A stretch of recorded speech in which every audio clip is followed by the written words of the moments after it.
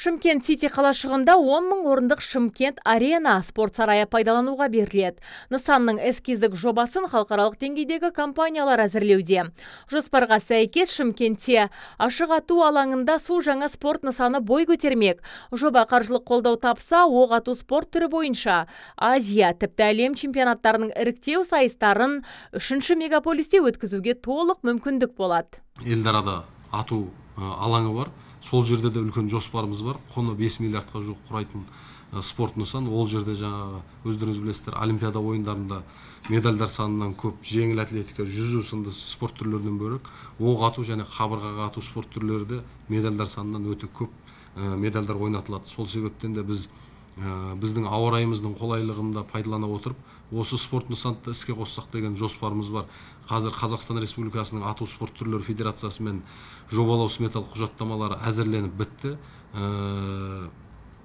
Сол жоба дайын тұр. Қазір біз не мемлекеттік және жекешелік әріптестік аясында, немесе бюджеттен осы мәселені шешіп беруді облыс басшылығының алдына ұсынып отырмыз. Оңтүстікте қысқы спорт түрінен балалар және жасөспірімдер спорт мектебі жұмыс істейді. Мұнда фристайл, шорт-трек, конькимен мәнерлеп сырғанау жалпы 6 бөлім бойынша жұмыс жүргізілуде. Ал 9 ақпанда Оңтүстік Кореяда 23-ші қысқы олимпиада ойындары басталады. Оған қатысуға мүмкіндік беретін лицензияға облыс бойынша 5 спортшы ие болды. Олар сайысқа түсу үшін 4 жыл бойы дайындалған. 3 спортшы аттанған болатын. Биылғы жылы қысқы олимпиада ойындарына біздің өңірімізден 5 жолдаманы жеңіп алып отырмыз. Фристайл спорт түрінен, фристайл акробатикадан олар Жанбота Алдабергенова, Маржан Ақжігіт, Ақмаржан Қалмұрзаева, Илдар Бадруддинов және Аяна Жолдас.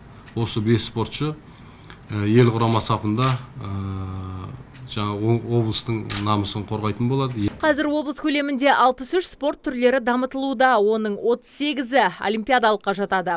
Өткен жылы Азия чемпионаттары мен кубоктарында облыс спортшылары 78 алтын, 53 күміс және 42 қола медаліне қол жеткізген. Ал әлем чемпионатындағы көрсеткіш бойынша 34 алтын, 21 күміс және 37 қола медальді қанжылапты. Азиза Мадияр, Мурат Адинаев, ТВК телеарнасының жаңалықтар қызметі.